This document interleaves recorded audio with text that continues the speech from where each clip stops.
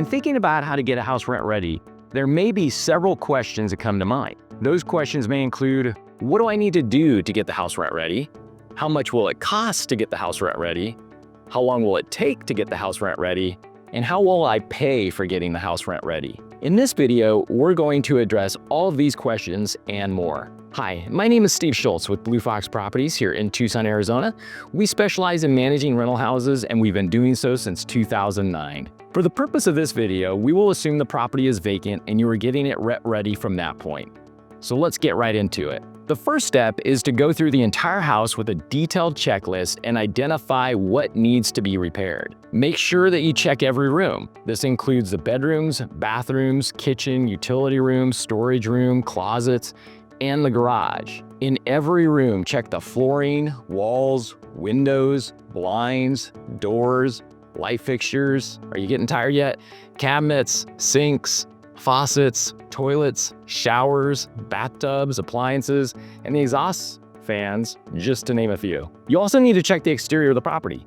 This includes the fence, the back patio, the side yards, and the front yard. Look at it from the same perspective as an incoming resident that expects the property to be what we call model home sparkling clean, with everything in good repair. Then go through the entire house to identify what needs to be cleaned. The main cleaning items are typically general cleaning throughout, carpet cleaning, window cleaning, chimney cleaning if that applies, and tile cleaning. Next, go through the house to check for required safety items. This includes things like dual-keyed cylinder deadbolts.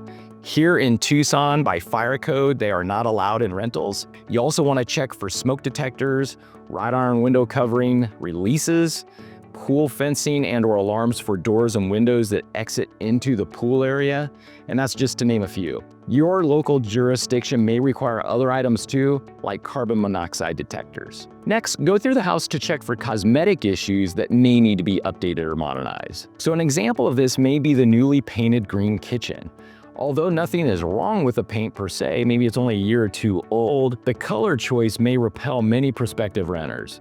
So maybe painting it a more neutral color would be beneficial. On a similar note, maybe you painted an entire bedroom pink with various cartoon characters on the wall for your baby daughter. Again, painting that room a neutral color would likely attract more applicants. You want to look at the entire house from the perspective of the resident who wants a nice, neutral, clean slate to move into. Remember, it's not about what you would like, it's about what most people would like.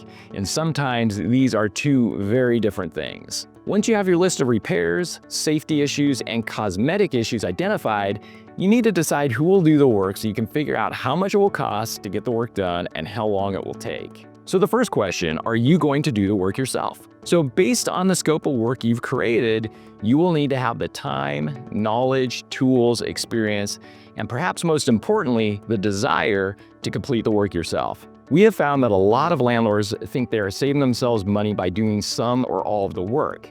But if they were to compute their hourly rate and the overall time to completion, for example, sometimes they can only work on weekends, so the project drags on, it is actually much more expensive in terms of the time spent doing the work and the time lost in vacancy costs. We have found that on average, it typically takes landlords about twice as long as vendors to complete the work. So then our vendor is going to do the work. We have found that the most effective way to begin this process is to get bids for your project by creating an all-inclusive work scope. This work scope contains all the items that must be completed and then broken down by contractor specialty. So you would lump all the handyman items together, all the plumber items together, all the landscaper items together, all the cleaner items together, etc. We consolidate the various items for the various vendors and then get bids from each individual contractor for their individual scope of work.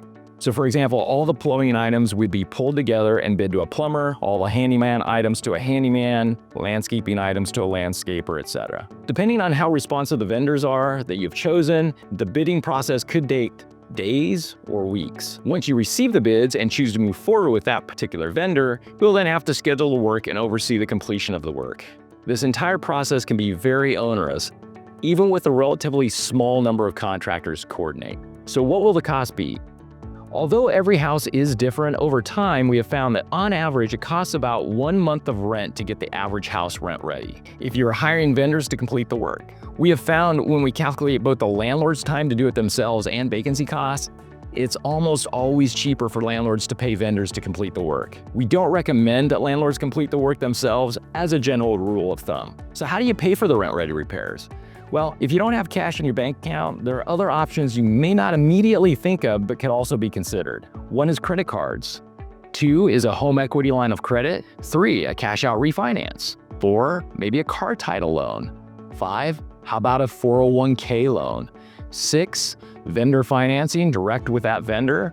7, an online personal loan. Or 8, a loan from a family member or a friend. Once the work is done and the property is rent ready, the next step will be to capture the marketing materials, including video, photos, all that type of stuff, create and upload the listing for the property, and start generating interest amongst potential renters. But all of that is for another video. If you found this video helpful, subscribe below for more landlord tips like this.